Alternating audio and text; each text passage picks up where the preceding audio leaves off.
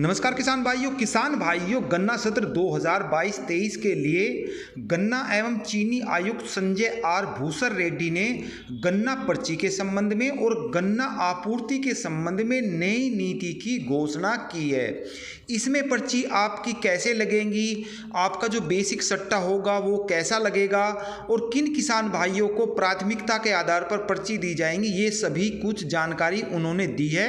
और 2022-23 के लिए उन्होंने इसका पूरा निर्धारण कर गन्ना चीनी मिल और गन्ना सहकारी समिति को निर्देश दे दिया गया है।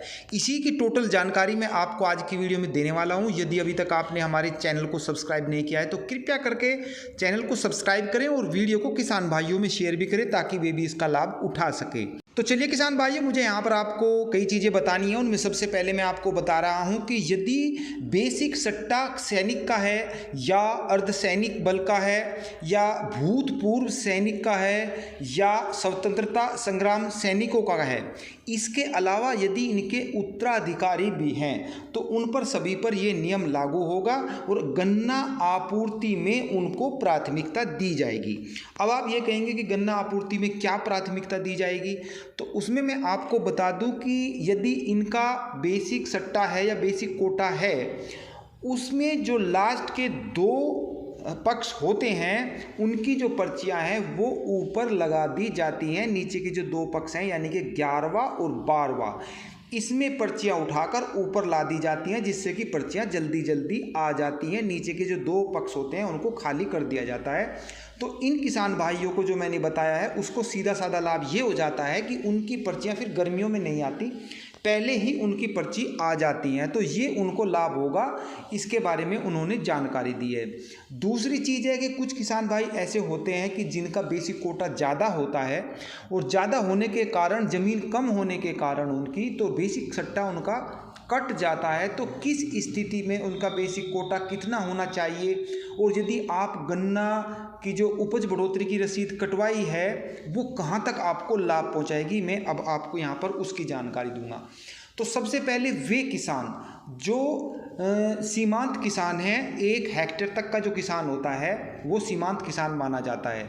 उसकी जो 850 क्विंटल अधिकतम बेसिक सट्टा माना जाएगा, इससे ऊपर उसका बेसिक कोटा काट लिया जाएगा, बेसिक सट्टा नहीं माना जाएगा।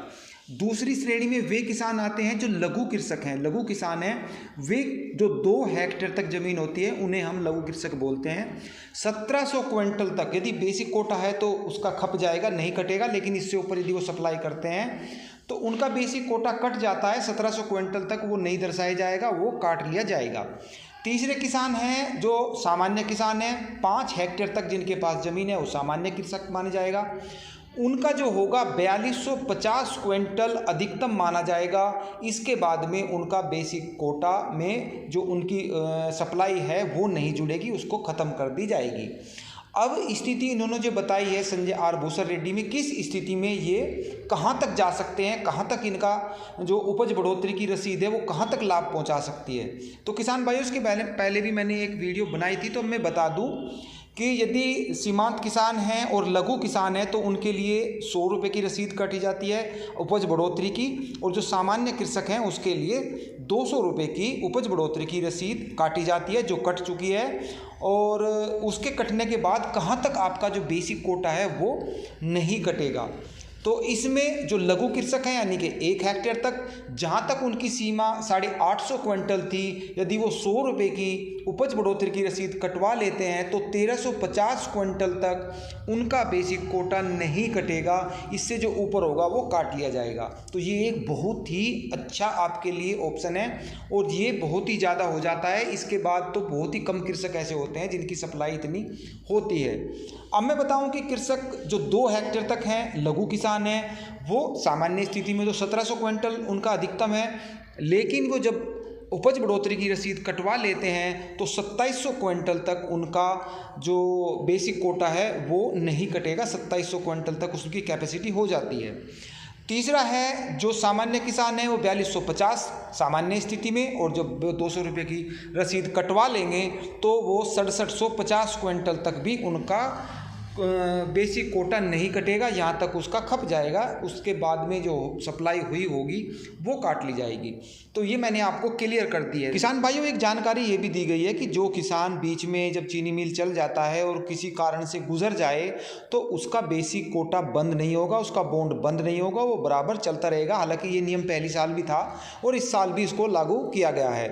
एक छोटी सी जानकारी और भी है कि जो किसान ड्रिप से सिंचाई करते हैं उनको भी प्राथमिकता के आधार पर उनके सट्टा जो होगा वो उसको भी प्राथमिकता दी जाएगी।